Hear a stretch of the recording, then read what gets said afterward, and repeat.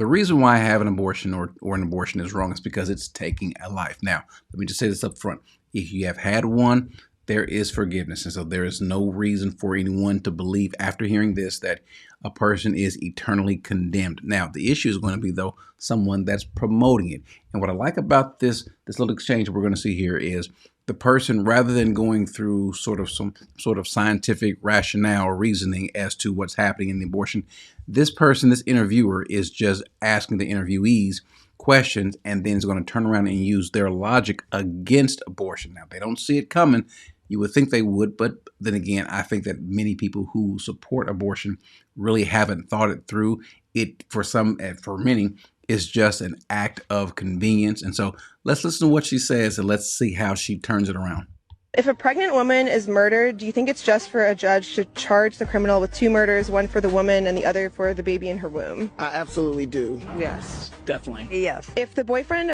Now, most people tend to think that. Most folks tend to think that if there's a mother who wants the baby and the person, some man, kills the mother and the baby, or kills the mother, then the person should be charged with 2 murders, taking the life of the mother and taking the life of the child. You all should probably see where this is going. Friend of a woman and father of the child doesn't want to raise a baby, does he have the right to kill that baby if the baby's unwanted? Absolutely not. No, you don't. He does not have a right to kill a baby, No. If someone slips a pregnant woman an abortion pill that causes her to miscarry and she doesn't know it's an abortion pill, do you think that person should be charged? Yes. What do you think they should be charged with? Murder. First-degree murder. Murder. So it's homicide in these cases if it's the man that's causing it, but not if the woman that's causing it. Now, listen to what she said. I'm going to play this over again because I just think this is just classic. So if a man who doesn't want to take care of the child wants to kill, the woman's pregnant, wants to take the baby's life, is that murder? If he kills the baby, is that murder? Well, yeah, because she didn't want to do it, because she wanted to keep it. Or if a doctor gives a woman who didn't, unbeknownst to her, some sort of pill that causes an abortion, then that also is murder. But when it's the woman, now we've got a problem. So I want to go ahead and play this from the beginning so you can kind of hear this in its entirety. Woman is murdered, do you think it's just for a judge to charge the criminal with 2 murders, one for the woman and the other for the baby in her womb? I absolutely do. Yes, definitely. Yes. If the boyfriend of a woman and father of the child doesn't want to raise a baby, does he have the right to kill that baby if the baby's unwanted? Absolutely not. No, you don't. He does not have a right to kill a baby, No. If someone slips a pregnant woman an abortion pill that causes her to miscarry and she doesn't know it's an abortion pill, do you think that person should be charged? Yes. What do you think they should be charged with? Murder. First-degree murder. Murder. So it's homicide in these cases if it's the man that's causing it, but not if the woman that's causing it.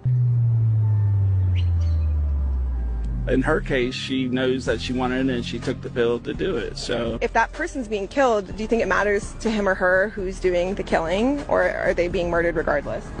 They're being murdered regardless. So yeah, So do you think it's a homicide in both cases?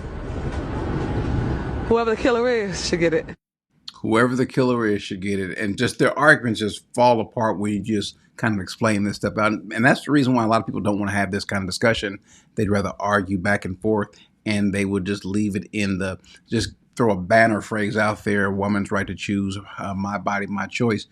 But the issue is when you explain to them, they almost always say what these people say, and their logic goes out the window if it's the man who's wanting to do it or someone else. But if she wants to do it, well, if it's murder, it's murder because it's taking of a life.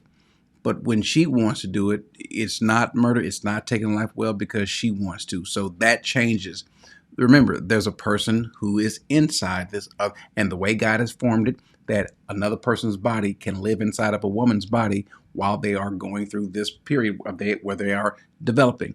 That's just a normal life cycle, whether it's an animal, whether it's a horse, whether it's an elephant, or whether it's a woman, whether it's a human being. That's how it is. And it's one of the things that God hates. God hates the taking of innocent blood, hands that shed innocent blood. These babies are innocent. And so when you kill someone innocently, an innocent person, that is called murder.